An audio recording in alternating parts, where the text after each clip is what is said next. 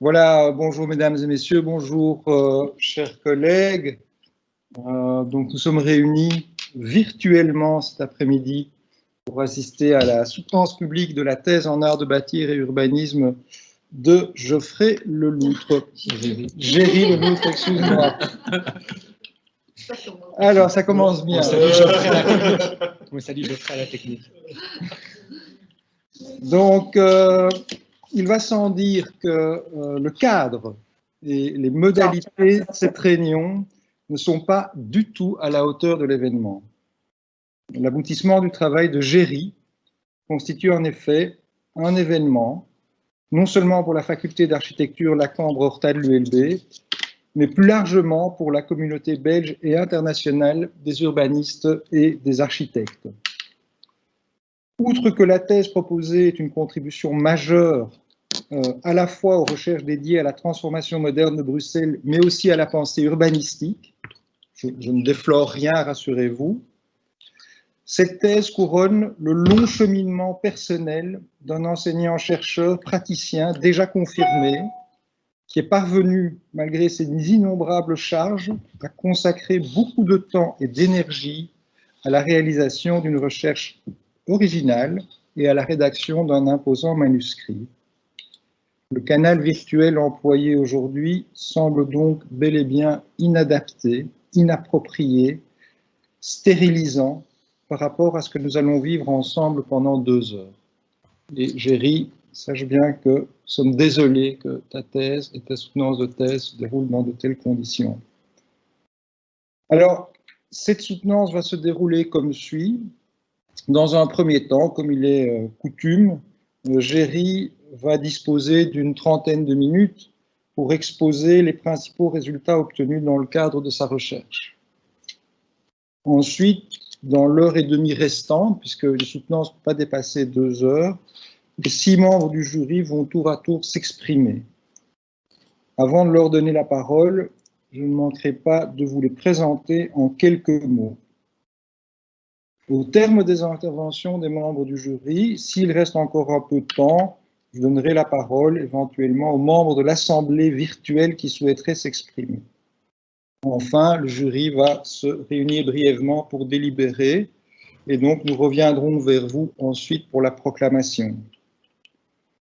Alors, avant de commencer et de te donner la parole, Géry, je vous invite évidemment tous et toutes à couper votre micro, couper votre caméra, de sorte que nous puissions bénéficier de bonnes conditions d'écoute et de vision. Et je voudrais aussi remercier, d'une part, les membres du jury qui ont participé à l'évaluation de ce travail, mais aussi je voudrais remercier chaleureusement Geoffrey Grulois qui a organisé la soutenance et notamment qui a mis en place le dispositif virtuel dont nous bénéficions. Géry, tu as donc maintenant 30 minutes pour nous faire une présentation synthétique des principaux résultats de ton travail. Merci.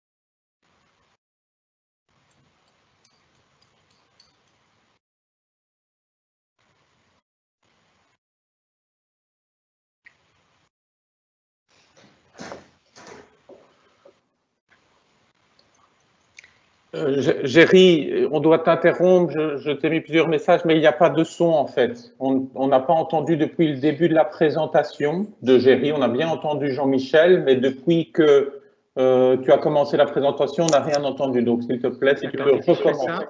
Voilà. Et là, je coupe tout. Là, il faut couper tout. Sauf, oui, attention qu'il y avait un écho, hein, donc un seul... Voilà, il n'y a plus. Il y a encore. Il y a un écho.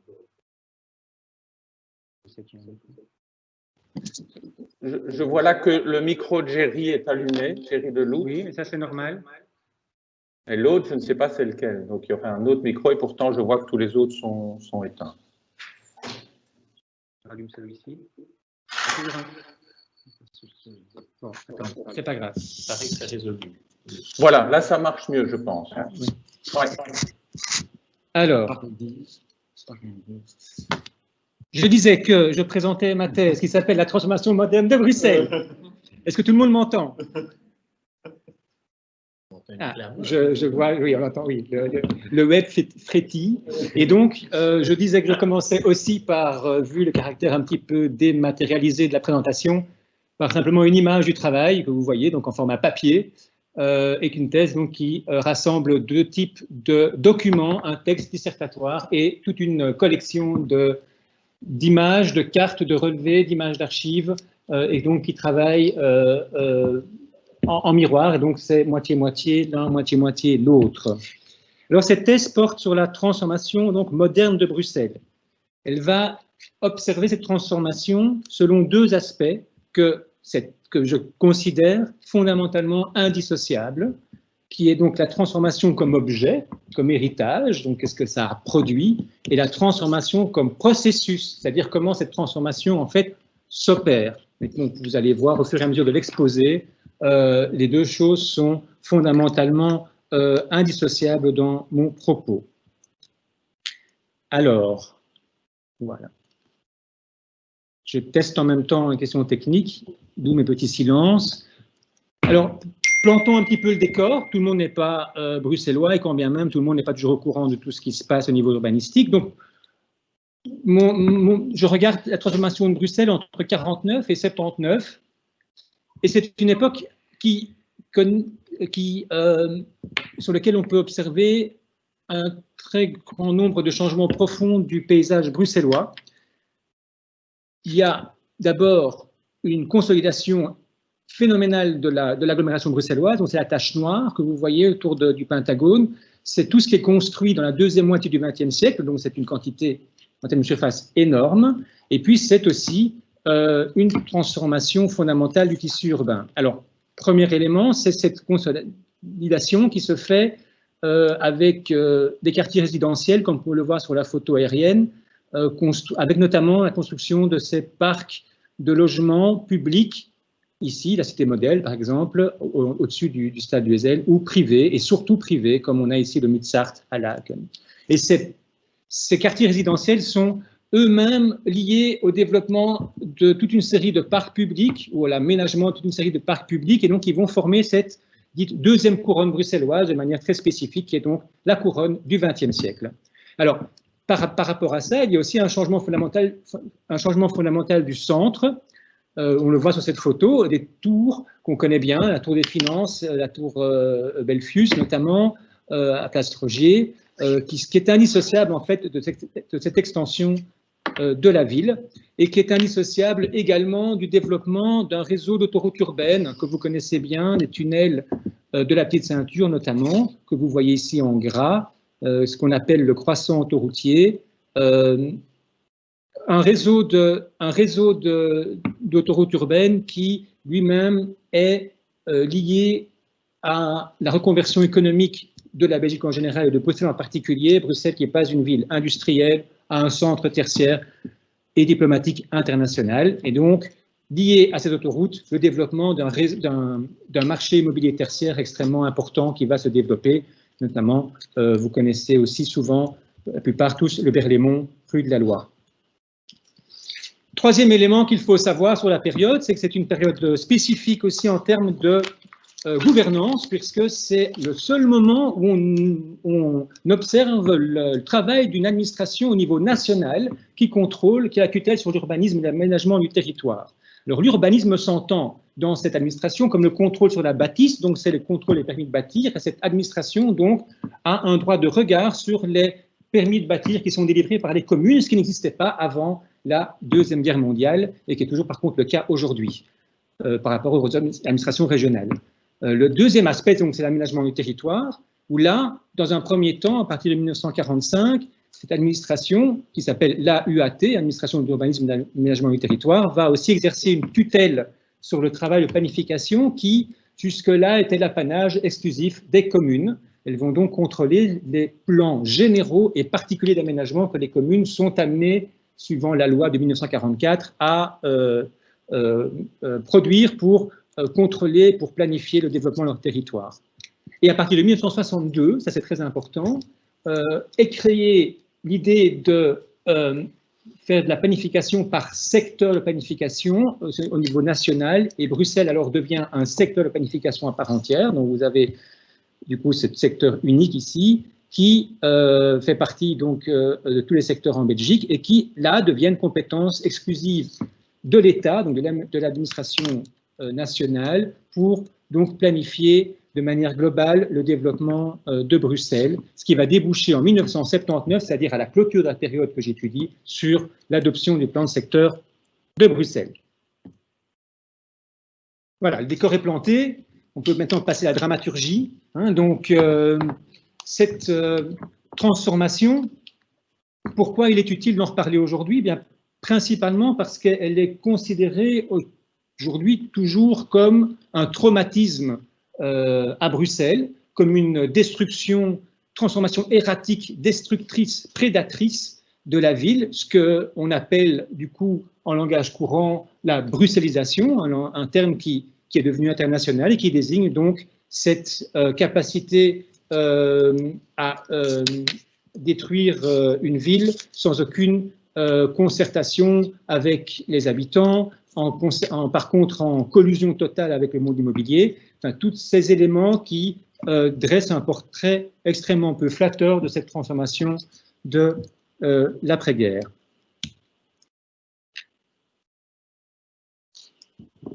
Et donc, cette bruxellisation, donc, je ne lis pas mes notes et du coup je ne sais plus où j'en suis, cette bruxellisation donc, va fortement, ou continue à influencer fortement notre perception de ce qui s'est passé à l'époque, et donc notre perception de ce que ça représente aujourd'hui, de qu'est-ce qu'on peut faire aujourd'hui de cet héritage de la transformation. Je vais vous parler du plan de secteur de 1979, ici à droite sur l'image. Ce plan de secteur est précisément un plan qui se voulait être l'outil de la reconstruction, de la réparation de cette période de la bruxellisation, notamment via la protection du patrimoine de manière renforcée, du patrimoine pré-moderne, donc l'idée de reconstruire la ville qui a été détruite dans l'après-guerre, et aussi, ça c'est très important et vous le connaissez pour ceux qui introduisent les permis de bâtir, la mise en place de commissions de concertation qui permet de rendre public tous les projets d'urbanisme un tout petit peu conséquents ou qui seraient en dérogation de les règlements. Voilà, c'est une nouveauté en 79. Mais ce plan est donc à une charge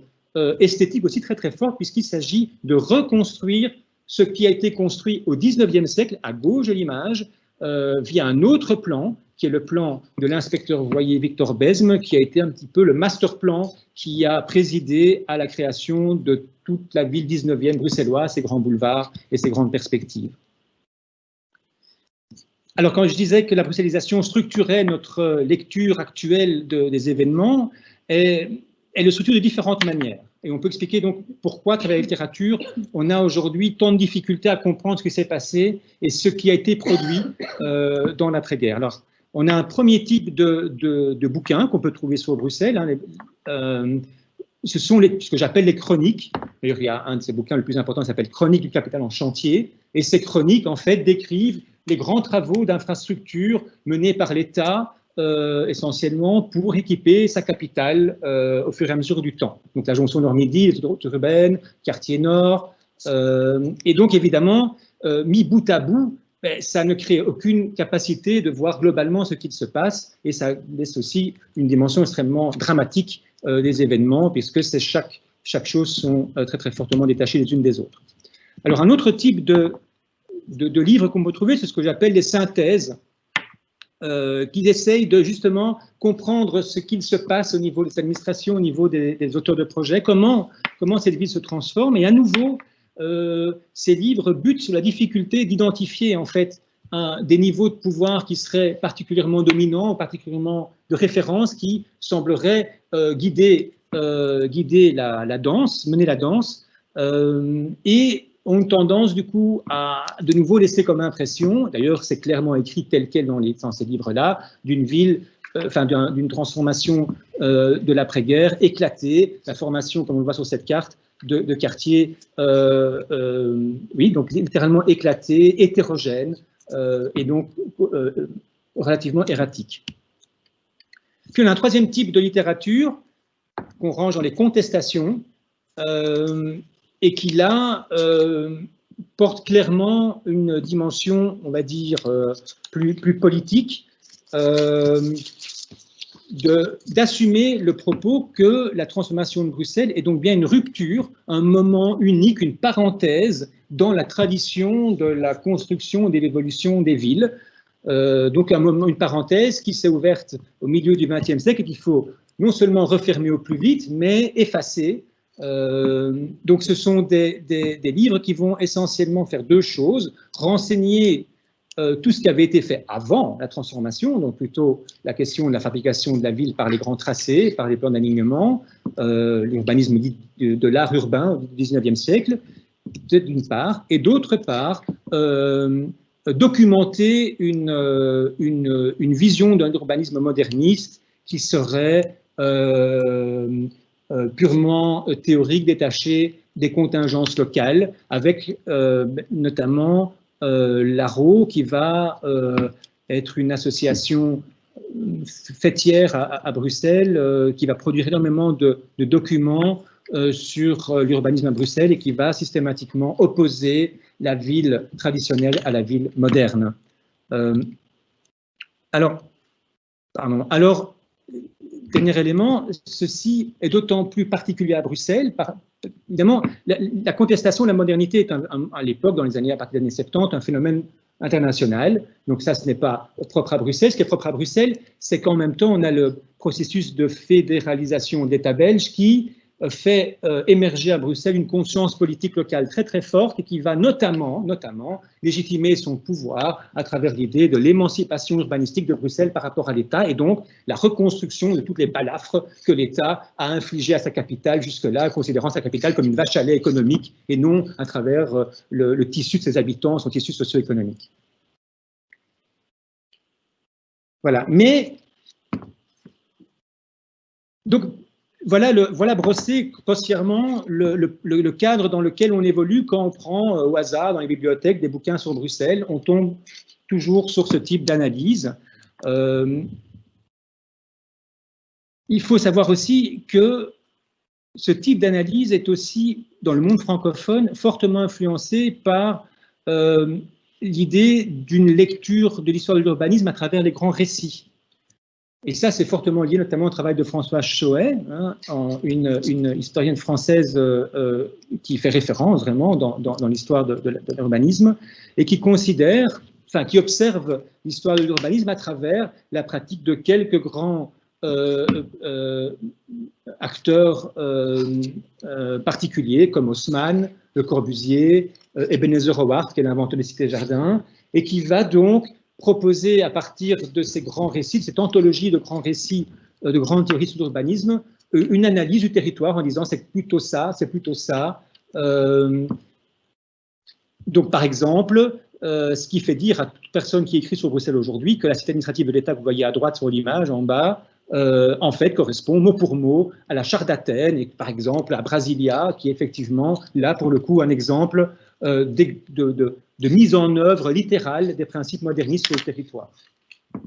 A contrario, on a toute une série de chercheurs qui se proposent depuis quelques années de s'éloigner de cette lecture très binaire, qui d'ailleurs divise aussi ces grands récits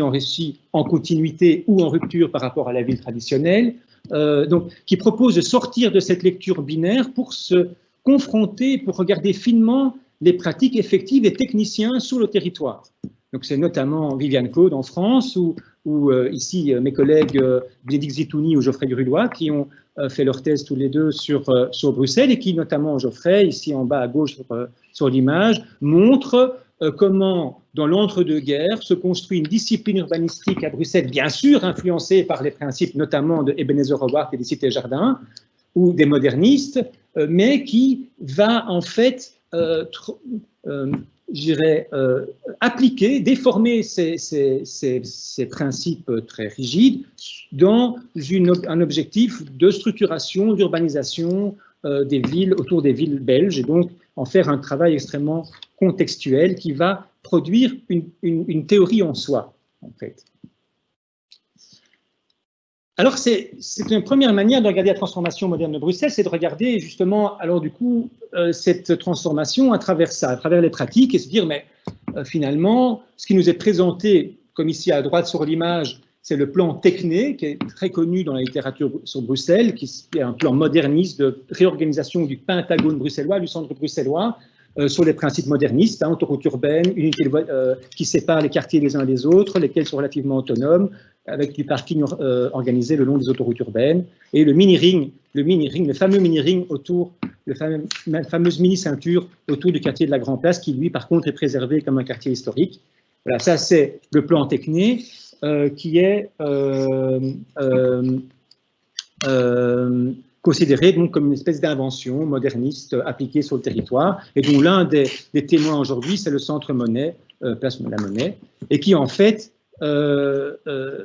mini-ceinture qu'on peut retrouver sur des documents d'avant Deuxième Guerre mondiale, ici un document de 1938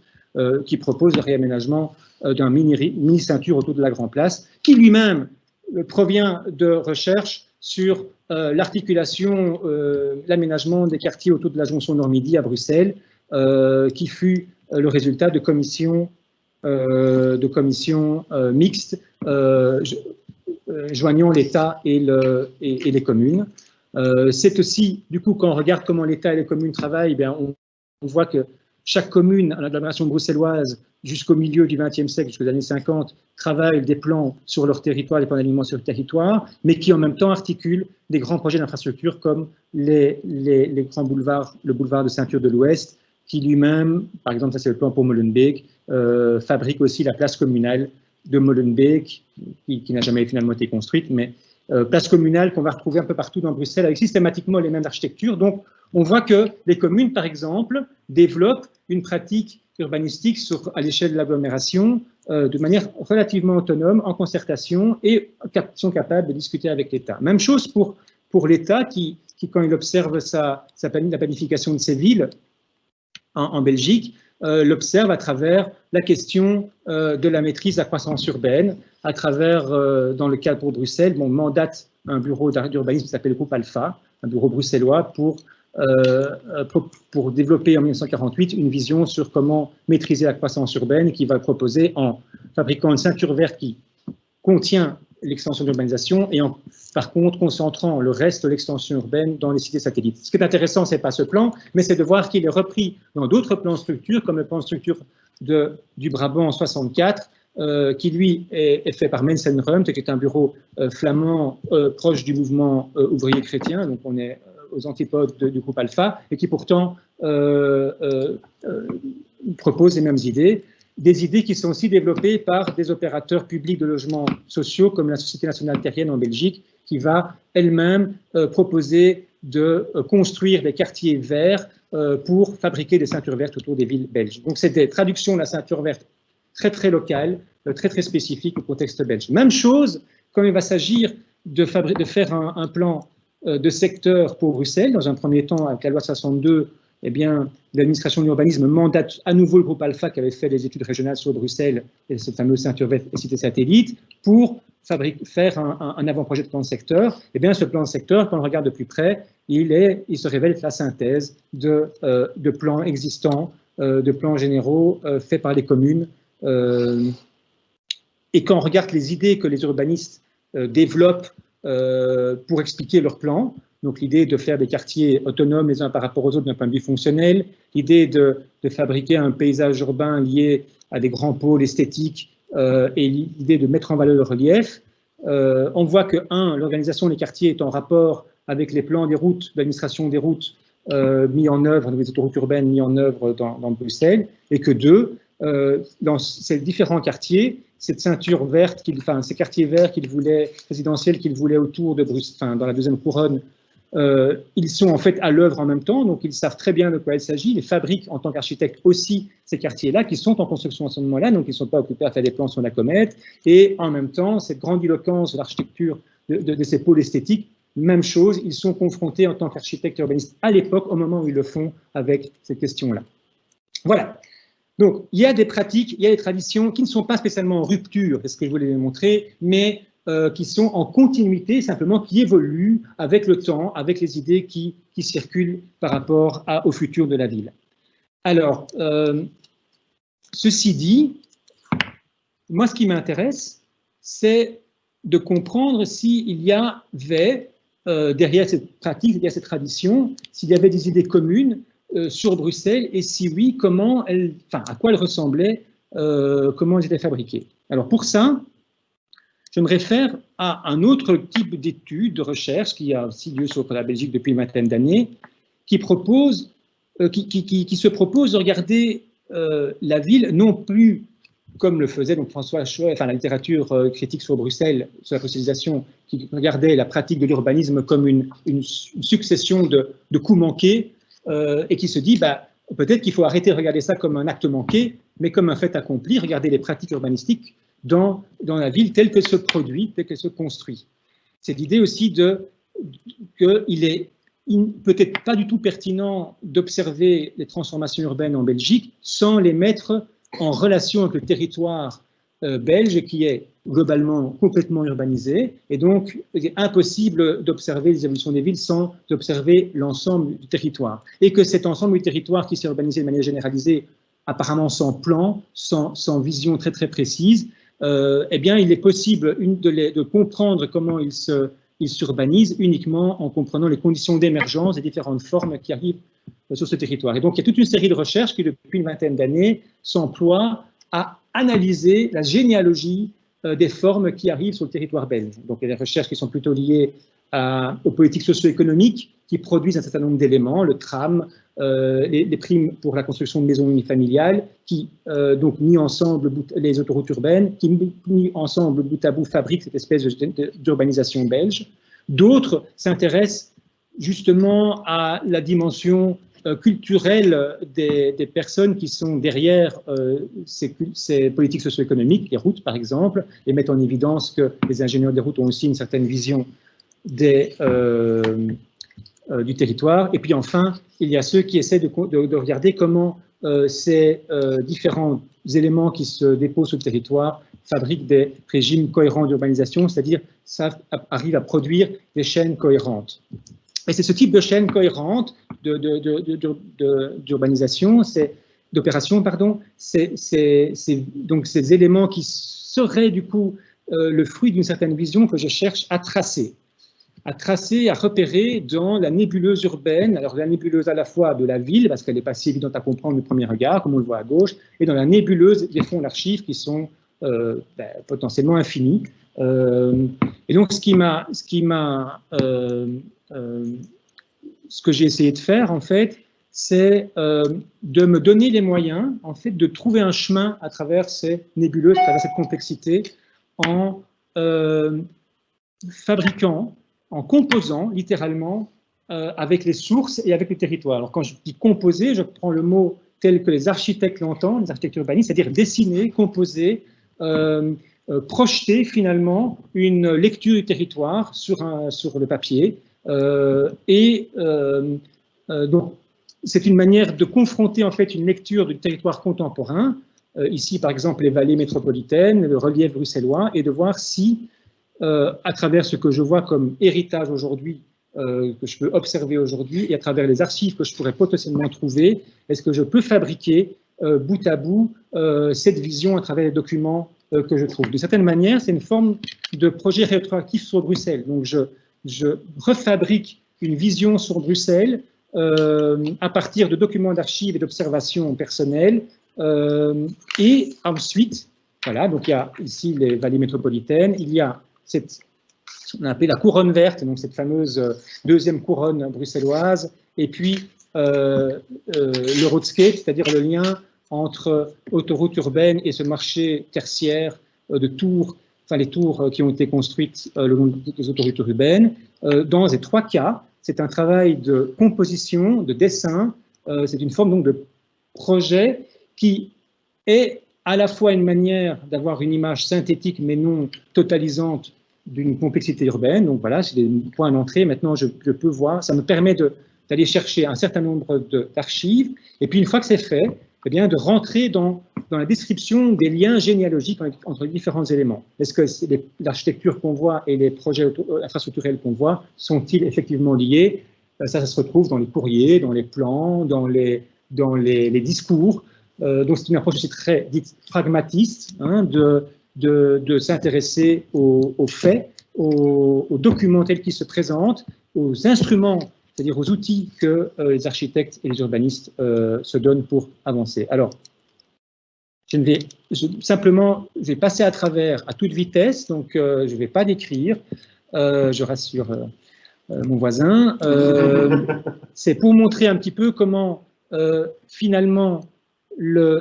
ces figures servent au départ vraiment de fil rouge pour la recherche et puis permettent d'aller très très loin dans les archives et de maintenir dans cette recherche parfois, je dirais, chirurgicale pour aller comprendre comment ou pourquoi des plans juridiques sont liés à des aménagements routiers qui sont liés à des projets d'architecture. Donc ici, Centre Monet, c'est à la fois de la planification, c'est à la fois un terminus de bus et un carrefour autoroutier, c'est à la fois une galerie commerçante et une manière de lier le métro à la galerie. Eh bien, tout ça n'est pas le fait du hasard, tout ça est le fruit de systèmes extrêmement complexes, de mise en commun, d'actions, d'opérations, de moyens aussi financiers ou politiques. Alors, même chose pour la ceinture verte. Alors,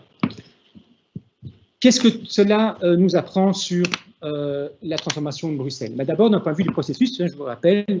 ce que j'avais dit en introduction, ce qui est important, c'est de montrer le caractère indissociable entre l'héritage